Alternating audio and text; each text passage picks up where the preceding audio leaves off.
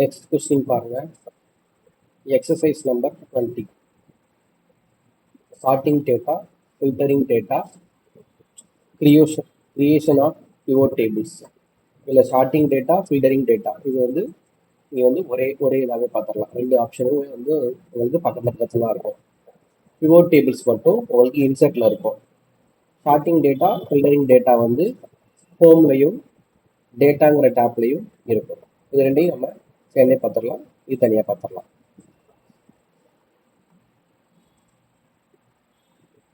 First இதுக்கு வந்து நமக்கு தேவையான டேட்டாவை வச்சுக்கோங்க. நான் என்ன பண்ணுறேன், first sales person, region, orders. ஒரு சேல்ஸ் பர்சன், அதாவது சேல்ஸ் பர்சன் நிறைய பேர் இருப்பாங்க.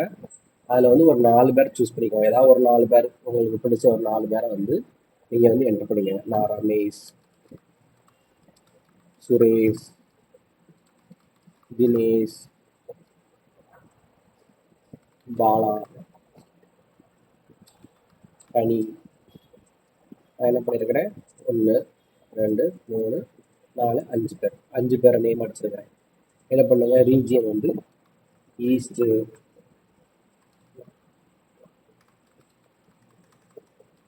வெஸ்ட், நார்த்,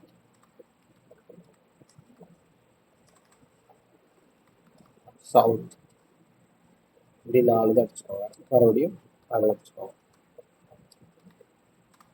இப்போ என்ன பண்ணுங்க, இந்த 5 பேரோட நேமை வந்து சஃபில் பண்ணி அப்படி மாற்றி போட்டுக்கோங்க. கனி, பாலா, சுரேஷ், ரமேஷ், தினேஷ், கனி, பாலா, தினேஷ், ரமேஷ், சுரேஷ்,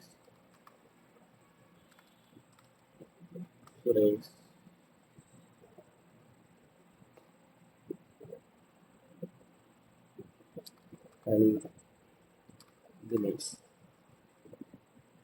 அடுத்து இந்த நார்த்து, சவுத்து, ஈஸ்ட்டு, வெஸ்ட்டு அதையும் மாற்றி அடிங்க. East, west, north, south, north, east, west, south, north, east, north, south. எவ்வளோ அடிக்கலாம், நம்ம வந்து கொஞ்சம் மட்டும் எக்ஸ்ட்ரா. அடுத்து அவங்க ரமேஷ் ஈஸ்ட்டில் எவ்வளோ ஆர்டர்ஸ் எடுத்துருக்கிறாரு அந்த மாதிரி பார்க்கப்போம். இது வந்து சும்மா நம்ம செஞ்சு பார்க்கறதால டம்மி நம்பரே போட்டுக்கலாம். ஸோ டம்மி நம்பர் போடுறதுக்கு நம்ம எப்போ யூஸ் பண்ணுற ஃபார்முலா வந்து rand between equal to rand between. Top கொடுத்தவங்க ஃபில் ஆயிரும். பாட்டம் அப்படின்னா ரொம்ப லோயஸ்ட் வேல்யூ வந்து ஒரு 4000 கொடுத்துக்கிறேன். அடுத்து கமா. டாப் ஹையஸ்ட் வேல்யூ வந்து நான் ஒரு 10,000 கொடுத்துக்கிறேன். இப்போ என்ன பண்ணும், இந்த ரேண்ட் பெட்வீன்ங்கிறது இதுக்கு இடையில இந்த 4,000க்கும் 10,000க்கும் இடையில இருக்கிற ஒரு நம்பரை உங்களுக்கு ரேண்டமாக எடுத்துகிட்டு வந்து கொடுக்கும். அதான் ரேண்ட் பெட்வீன். 4,000க்கும் 10,000க்கும் இடையில இருக்கிற ஏதாச்சும் ஒரு நம்பரை என்ன பண்ணுவோம், ரேண்டமாக எடுத்துகிட்டு வந்து கொடுக்கும். அதான் இந்த ஃபார்முலாவோட ஃபங்க்ஷன். ப்ளஸ் பகிர்ந்து 2 கொடுத்துருவேன். ஆனால் என்ன ஆகும், இது வந்து ரெஃப்ரெஷ் ஆகிட்டே இருக்கும். இங்கே பாருங்கள், நமக்கு 5018 இருக்கு. ஃபார்முலா பாரில் ரேண்ட் பெட்வீன்ங்கிற ஃபார்முலா இருக்குது. அப்போ இது வந்து என்னது, ஃபார்முலா மூலியமாக நீங்கள் எடுத்த ஒரு வேல்யூ, இது ஒரிஜினல் வேல்யூ கிடையாது. இதை என்ன பண்ணுங்கள், டபுள் கிளிக் பண்ணி கீழே வரைக்கும் ஃபில் பண்ணிடுங்க. பாருங்கள், உங்களுக்கு நம்பர் வந்து சேஞ்ச் ஆகிடுச்சு. பார்த்தீங்களா, உங்களுக்கு சேஞ்ச் ஆகக்கூடாது அப்படின்னா என்ன பண்ணுங்கள், எல்லாத்தையும் செலக்ட் பண்ணுங்கள். சரி,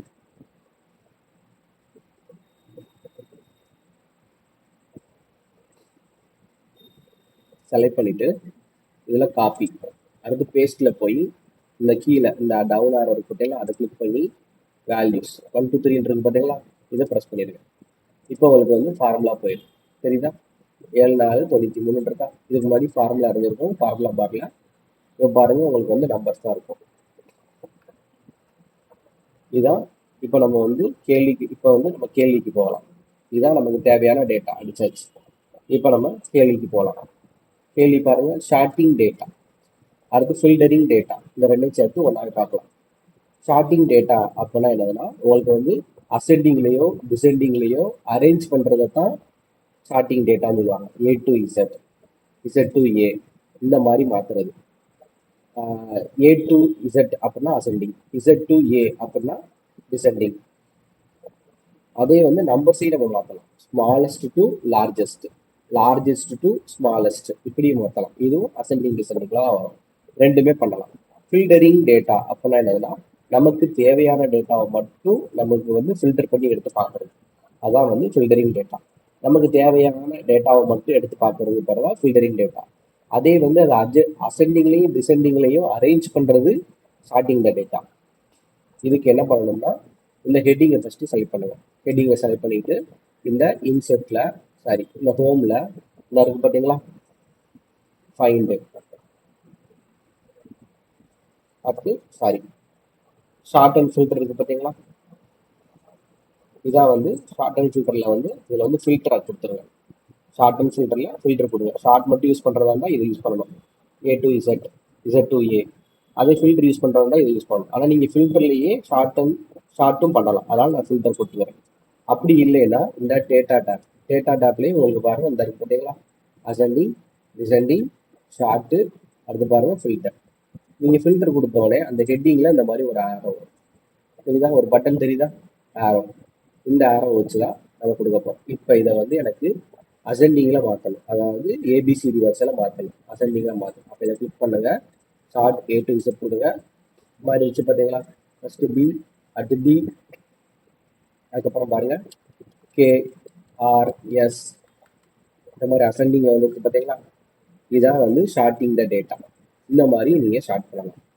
இப்போ ஃபில்டர் பார்ப்போம். ஃபில்டர் பண்ணுறதுக்கு நீங்கள் என்ன பண்ணணும், இந்த இருக்கு பார்த்தீங்களா. இப்போ எனக்கு வந்து இது கீழே இருக்கிறது ஃபில்டர். இது வந்து ஷார்ட் பண்ணுறதுக்கு நீங்கள் கலர் அப்ளை பண்ணியிருந்தீங்கன்னா கலரை வச்சும் ஷார்ட் பண்ணலாம்.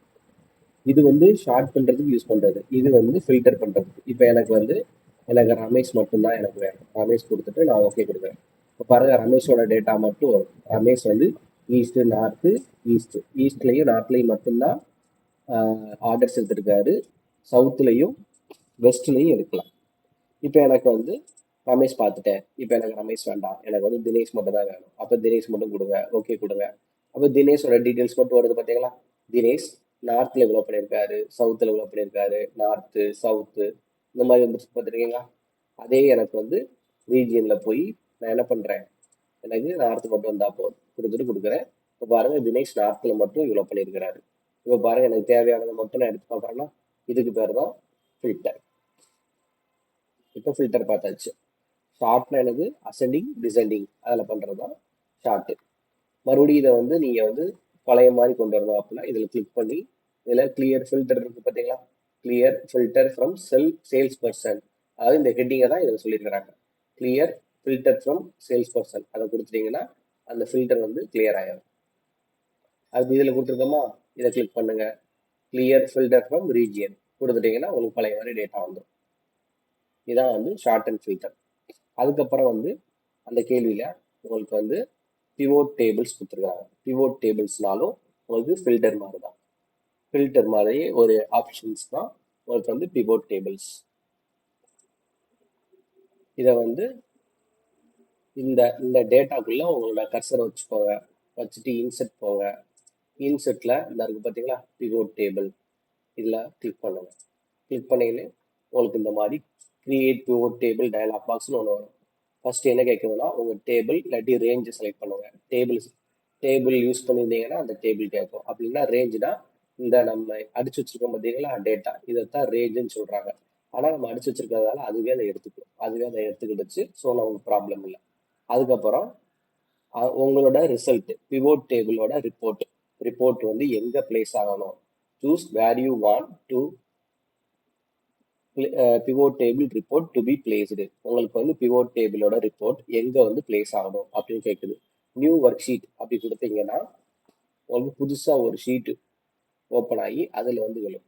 ஆனால் எனக்கு எக்ஸிஸ்டிங் ஒர்க் ஷீட்லேயே வேணும் அப்படின்னா எக்ஸிஸ்டிங் ஒர்க் ஷீட் கொடுக்கலாம். எக்ஸிஸ்டிங் ஒர்க் ஷீட்னா நம்ம இப்போ எந்த ஷீட்டில் இருக்கிறோமோ அந்த ஷீட்டு, நான் ஷீட் 1ல் இருக்கிறேன், ஸோ ஷீட் 1லேயே வரும். ஆனால் நான் என்ன பண்ணுறேன், நியூ ஒர்க் ஷீட் கொடுத்து நான் புதுசாகவே ஒன்று ஓப்பன் பண்ணிக்கிறேன். நியூ ஒர்க் ஷீட் கொடுத்துட்டு ஓகே கொடுங்க. உங்களுக்கு பாருங்க இப்போ ஷீட் 4 ஒன்று ஓப்பன் ஆயிருக்கா. இங்கே பாருங்க ஒரு பிவோட் டேபிள் ஒன்று ஓப்பன் ஆயிருக்கா.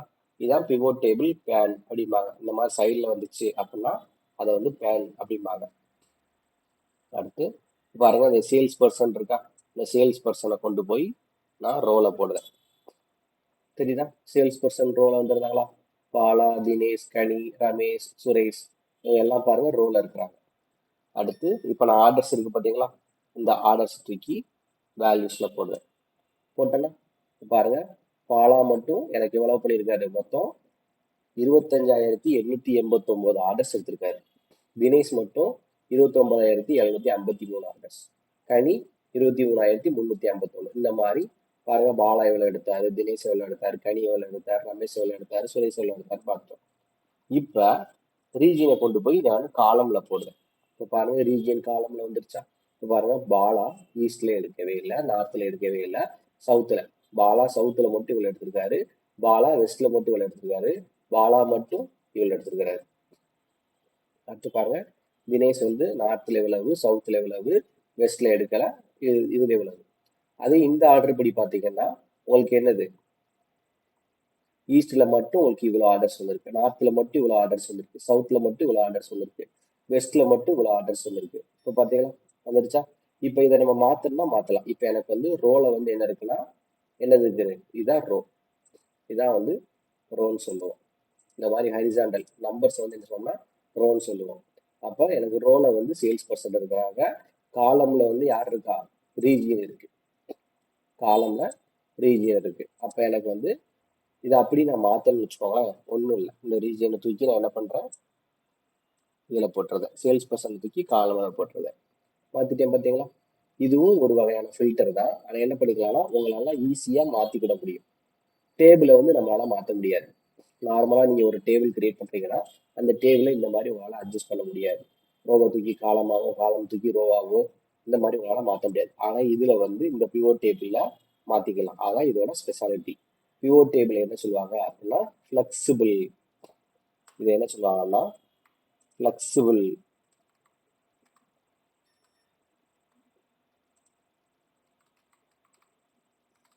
ஃபிளெக்சிபிள் டேபிள் அப்படின்னு சொல்லுவாங்க. ஏன்னா இதை உங்களால எப்படினாலும் உங்களால அதை யூஸ் பண்ணிக்கிட முடியும். ஃபிளெக்சிபிள்னா வளையும் தன்மை.